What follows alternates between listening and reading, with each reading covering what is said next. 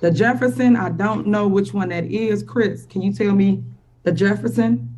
So that was a payment in which the village previously sent them a payment. Somehow that payment never went to the actual vendor. The vendor did not receive it. It was fraudulently cleared. What? So this was a reimbursement for the money that they never received for the Hensel Jefferson. Okay. So that's your answer to that one. And then as relates to you guys amending the warrant list to pay the trustees for their hotels.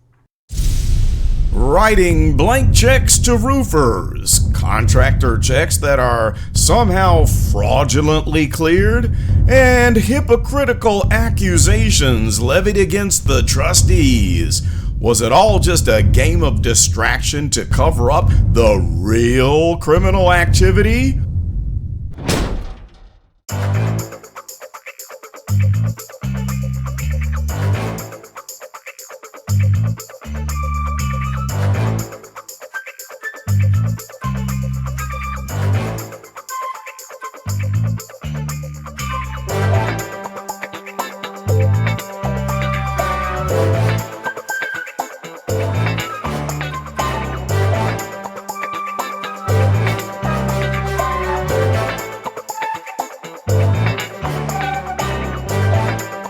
What's up, gang? Welcome back to the channel. This is Carlton Flowers with Go Political, and today we have episode number 3 of the Dalton Chronicles. So this is going to be a good one. And this episode just smacks of hypocrisy. And I mean, like the worst hypocrisy you'll ever see in politics. So in this edition, we're going to dig deep into the archives to witness the beginnings of the contractor check shenanigans, where we get an understanding of how the rampant spending got started, way back from the jump. This meeting is the first half of the meeting that you were witnessing last episode, which was the second half. So now we're going to get into several doozies within the first half of this meeting, including one incident that will surprise you and another that will lead to a rather bold and dictator-like move on behalf of the mayor. Okay? Once spending was absolutely, completely out of control 2 years from this date, the incident, this bold move that you're going to see, you're going to understand it's going to have some significance. So I can't wait for you to see what that was. All right, well, let's kick this one off with some regular good old drama as we listen in on a disagreement and some back and forth bickering about turning off the chat on the live stream for the YouTube video of the meeting. Let's cut the clip.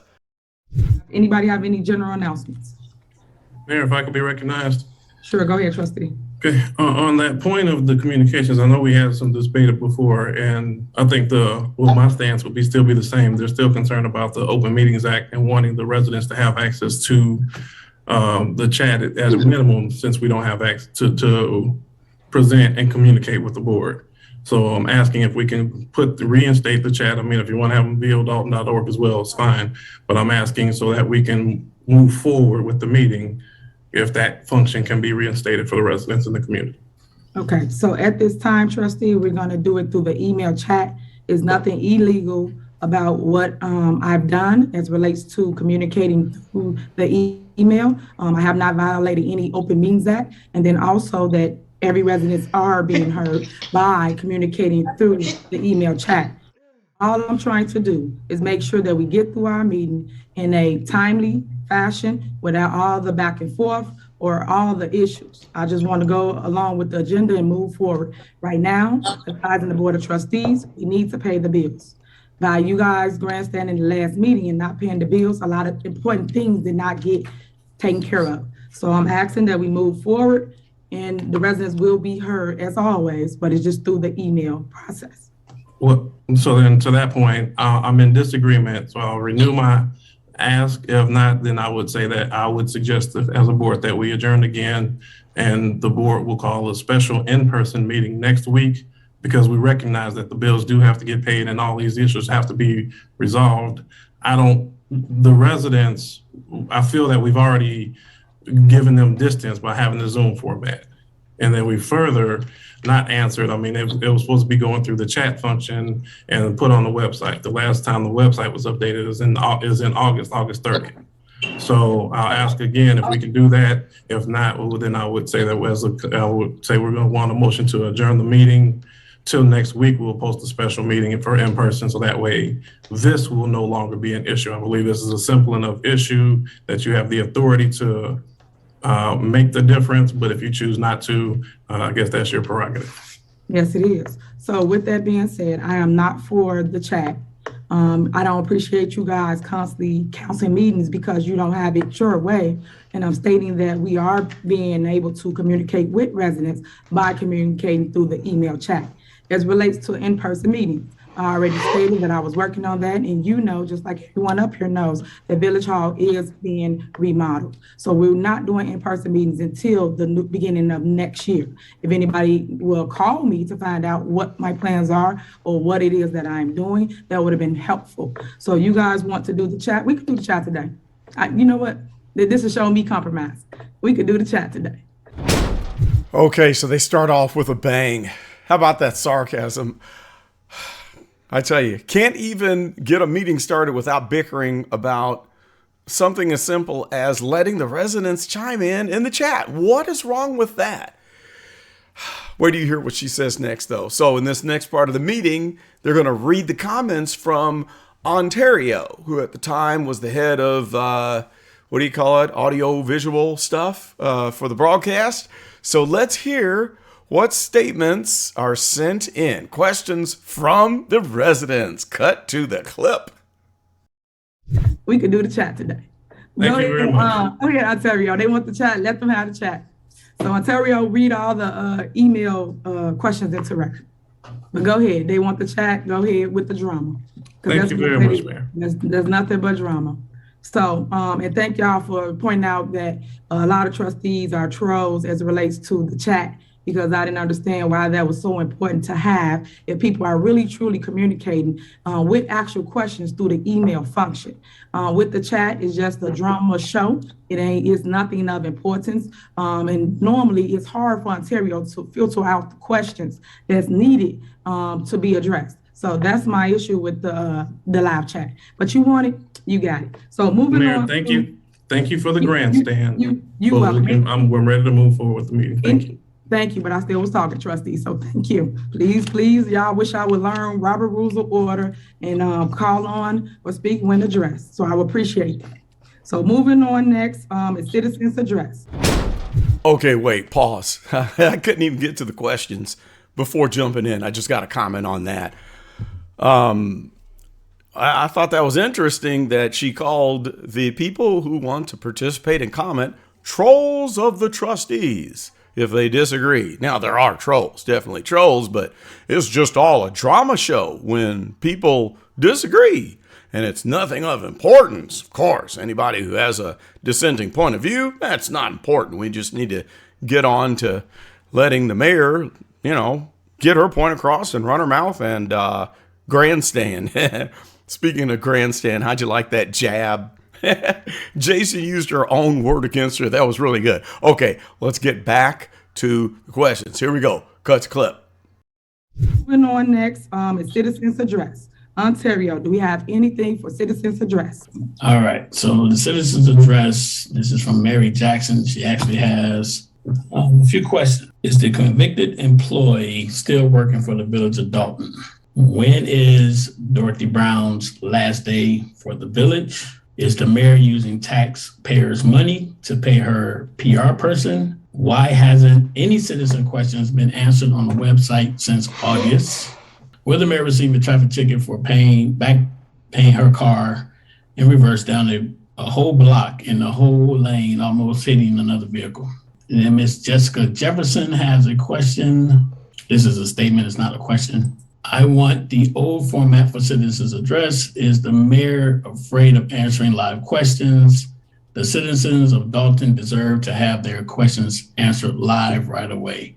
And where can I view a record of the questions asked and answered by Dalton's board meetings? That is all in the email that I received so far today. Okay. Driving backwards all the way down the block in reverse. Okay. Well, I guess that's a privilege of elected officials. That's in the mayoral perk package. That's what it is. If you're a mayor, you get to drive down the block in reverse, 50 miles per hour. Nothing wrong with that. It's absolutely fantastic. It's allowed. Okay. So moving right along. Now it gets to the heat is turning up a little bit. The pot is starting to simmer. All right. It's bubbling now. All right. And in this next clip, we're going to see Jason House asking about a certain check that was pre-approved on the warrants list. They said, green light, let this check go out. But the check was never issued. And I want you to check out the way the mayor sweeps it under the rug. Cut to clip. I do have one question prior to the corporate bills. The previous board meeting, we made a request that the severance package, the severance pay for a certain employee be included on the last warrant list for payment. From my understanding, that check has not been issued yet. And I would like to ask, is there something that's preventing it, that check from being released to either Chris or anybody that may be able to give me feedback, because we would like that check to be released. Okay, I'll look into it for you. Next. Well, I've sent the email, so we've been looking into it for a month. I would like to ask if somebody could resolve that right now. I think it's a simple enough request. Well, no one can resolve it if I don't know about it. So now that you're telling me about it, I'll definitely get a response to you. So, question heard. Next. Question heard. Next. Wow. All right. That was classic. She just kind of dismissed him there and moved right on, swept it on under the rug. She wanted no parts of the details of that one. So on this next one, they're going to be talking about the warrant list. I've had people ask me, well, what's the warrant list? It's a list of expenditures that are supposed to be pre-approved. And then once these expenditures are approved by the board, they're put on the warrant list, and then after a job is done and they pay that, they go through and approve everything that was paid off on the warrant list. The problem throughout history here during this administration is expenditures popping up on the warrant list that weren't approved before. So in this next clip, we're going to hear a little bit about the software messing up, a little bit about the warrant list, but pay special attention to someone who very quickly does not want to take the blame for it. Cut the clip. I see there was a warrant list that was just sent out at 5:32. Chris, can you kind of, which warrant list are we seeking to get approved? I guess that's my question. Revised one that was just sent out. Can you highlight the adjustments to the warrant list? What I want to do is I want to vote on the warrant list that was presented on October 27th. But if you can highlight the changes that were made, then we may consider adding or deleting those from the warrant list, please. Okay. And Chris, before you explain, make sure you explain to the board why you just got a warrant list so they don't think it was me. So please explain so they understand your mistake and what happened and why you try to fix it. So due to the new software that we went to converting to Civic, by the time I went through the entire approval process to get to my side of it where I could approve it and put it onto the warrant list, that was finished today. Okay, so you already know that she wasn't about to take blame for that. So she very quickly called out my man and said, explain it to the people how you messed up so they don't think it was me. All right, now we're moving on and the heat is turning up. So now the pot is starting to boil. All right, we got the steam shooting out. You hear the little whistle sound because next we're going to talk about unapproved blank checks being issued to roofers. And this is where the discussion's going to get a little heated, and the mayor is going to start to throw a little bit of an attitude and start with her regular language that we're all used to hearing. Cut to clip. Okay, so, any discussion? Yes. Yeah, let me be recognized for a minute. What was the Roger Roofing? What were they working on?